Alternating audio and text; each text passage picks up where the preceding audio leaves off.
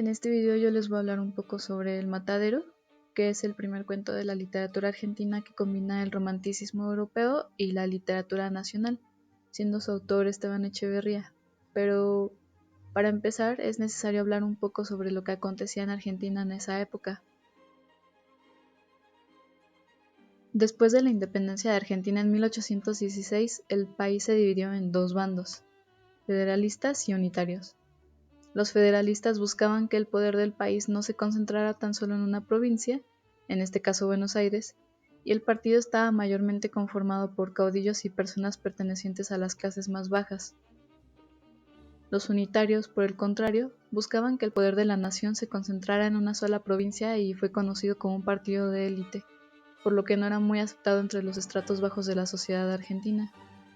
Esteban Echeverría pertenecía a este último, y en el momento en el que escribió El Matadero, Juan Manuel de Rosas, quien pertenecía a los federales, se encontraba al mando del gobierno de Buenos Aires. Esta situación representaba un obstáculo para lo que buscaban los unitarios, y a raíz de esto se conformó un grupo de jóvenes intelectuales llamado la Generación del 37, integrado principalmente por Echeverría, José Mármol y Vicente Fidel López, entre otros. Sus ideas estaban basadas en el racionalismo ilustrado y el laicismo, por lo que fueron perseguidos por la Mazorca, una organización policial que servía a Rosas para al final terminar exiliados. Centrándonos un poco en Echeverría, él fue un poeta y escritor argentino, nacido en Buenos Aires en 1805.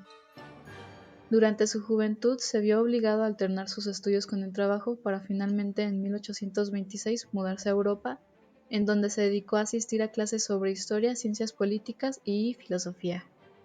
Se involucra en las distintas polémicas que giraban en torno al romanticismo europeo y a partir de eso reflexiona sobre las características de la nueva literatura en las naciones latinoamericanas crecientes. Ahora, respecto a la estructura de la obra, la podemos dividir en tres partes. La primera parte en la que se nos introduce al contexto de los hechos y a las actividades que eran realizadas dentro del matadero.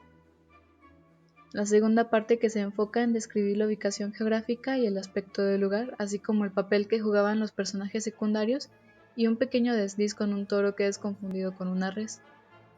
Y la tercera parte en la que Echeverría nos narra cómo un unitario que andaba por el lugar es torturado por los matarifes, que en este caso son los carniceros.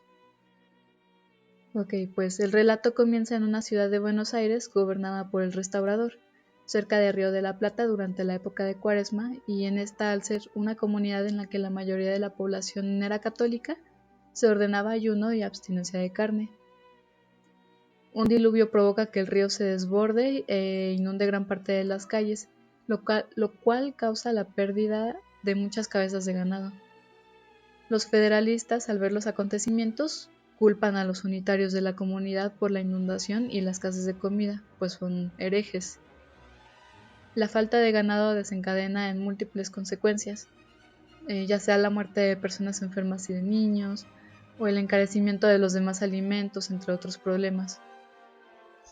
Ante esta situación y para tratar de ocultar el problema, el restaurador manda al matadero El Alto 50 cabezas de ganado para calmar un poco la hambruna, cosa absurda, pues ya en el relato se menciona que en la comunidad se consumían hasta 300 reses al día. Con tono burlón, Echeverría describe cómo el restaurador es vitoreado por toda la gente que espera alrededor del lugar para poder llevar algún pedazo de carne a sus casas, y es por eso que la primera res sacrificada se la obsequian a él. De ahí en adelante la historia se torna algo grotesca y cruda. La segunda parte inicia con una descripción geográfica del lugar para una mayor comprensión del lector, y menciona detalles como la zanja por donde se desecha la sangre de las reses y que es limpiada por la lluvia, al igual que la ubicación de la casilla en donde se realizaban varias tareas y también donde se encontraba frecuentemente el juez del matadero, a quien Echeverría describió como el caudillo de los carniceros. La casilla, a pesar de ser pequeña, se encontraba adornada por múltiples carteles en rojo mostrando apoyo a los federalistas y a la religión católica. Por otra parte, se narran las imágenes y las actividades de los demás personajes. Las reses desolladas se encontraban rodeadas por grandes grupos de personas que solo esperaban el momento para poder tomar algún pedazo del animal. Habían perros babeando por el olor, carretas llenas de pellejos, mientras las gaviotas desde arriba presenciaban la escena. Todo el mundo robaba y carroñaba de las entrañas del ganado muerto. Dentro del corral quedaba un animal que, leyendo de la descripción física, podríamos deducir desde un principio que era un toro. Lo amarraron por los cuernos e intentaron sacarlo del lodazal sin éxito alguno, mientras los carniceros discutían sobre si tenía testículos o no. Distraídos por la discusión, no se dieron cuenta que la cuerda que detenía al toro había quedado floja y éste intentaría escapar por las puertas del corral. El movimiento provocó que el lazo se cortara y de un latigazo este degolló a un joven que andaba cerca del lugar a caballo. Mientras tanto, el toro huía hacia la ciudad, en donde se topó con una zanja y al mismo tiempo con su perdición. Al tiempo que fue degollado, le extrajeron los testículos y confirmaron que era un toro.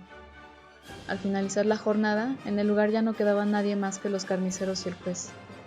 La tercera parte del relato es en donde se concentra toda la atención. Los carniceros a lo lejos ven pasar a un joven unitario a caballo y uno de ellos cabalga hacia él para interceptarlo y tumbarlo al piso. El carnicero estuvo a punto de degollarlo, pero el juez intervino en la situación y pidió que lo llevaran a la casilla, en donde fue objeto de distintas torturas. Fue atado a una mesa para ser afeitado y humillado verbalmente.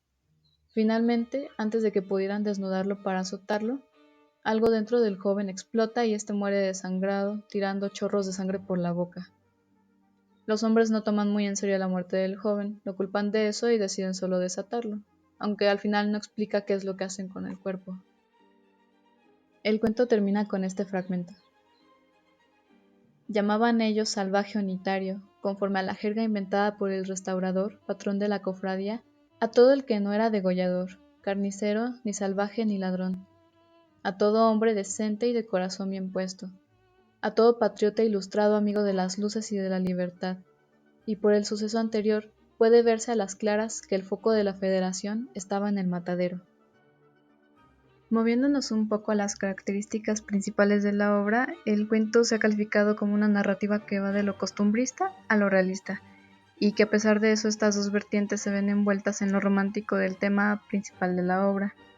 Además es importante recalcar que el uso de la ficción jugó un papel vital a la hora de representar la realidad de los otros.